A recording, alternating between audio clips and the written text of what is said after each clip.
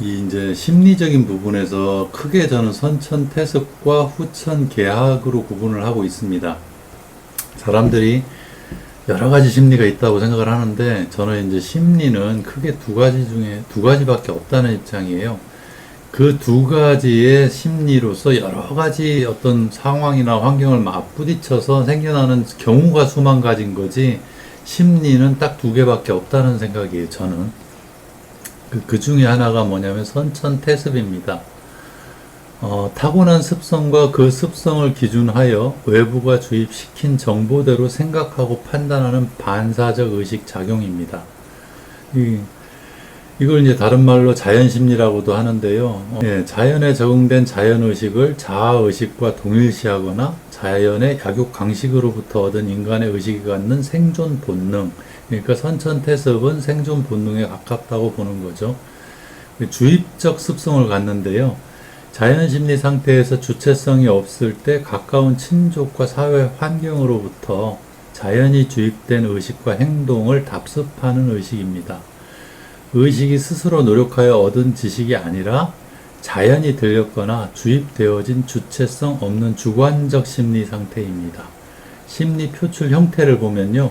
강하면 포악하고 약하면 두려움에 빠집니다. 그래서 그런 것들은 처음엔 그렇더라고요. 보니까 어느 정도 생각이 깨이기 전까지는, 그러니까 일반적인 생각을 말씀드리는 게 아니라 자아의 틀이 깨지기 전까지는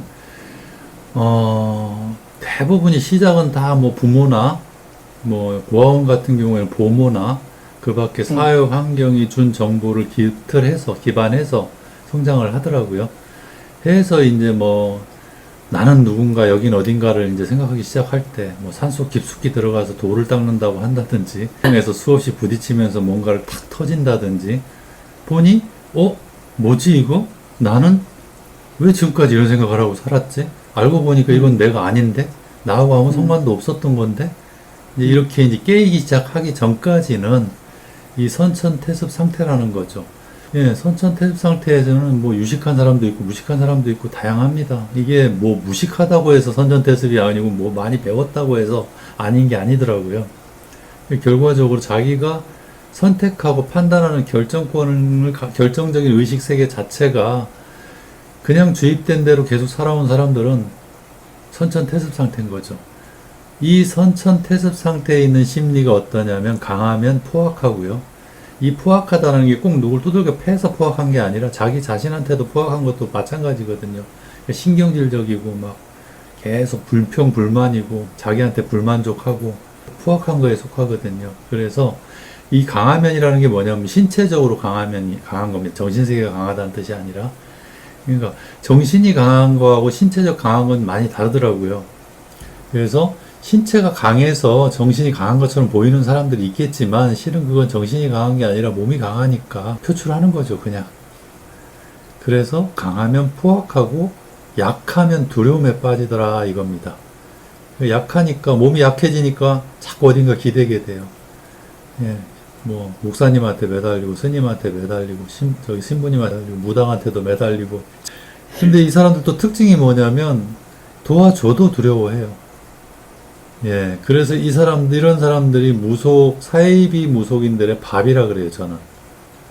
예, 두려운 상태이기 때문에 조금만 두려움을 더 줘도, 두려움을 그냥 주면은 피하죠. 근데 두려움을 주면서 다른 해결 방안인 것처럼 하는 어떤 물꼬를 틔워주면 그쪽으로 흘러갑니다. 예, 그래서 심리적으로, 당신은 정말로 나도 뭐 아들이 죽을 거야, 뭐 딸이 힘들 거야, 뭐, 당신은 앞으로 인생이 힘들어, 남편이 안 될 거야, 이러는데, 대신에 굿하면 돼. 굿하면 된다, 이제. 예. 그렇게 되는 상태들이 대부분 선천태습자들이고, 이 사람들은 이제 굳건한 믿음을 갖거나, 아니면 교육을 많이 받아야 돼요. 예, 공부를 많이 해서 어떤 체계나 이치적인 부분에서 밝아지든가 뭐 꺾이지 않는 신앙심이 있든가. 교회에 보면 많아요, 이 사람들이. 신앙심이 분명해지다 보니까 이제 다른 게 두려움이 있어도 그걸로 이기는 거죠. 그래서 주로 보면 이제 저는 이렇게 판단을 하죠. 작은 신 피해서 큰 신한테 갔구나.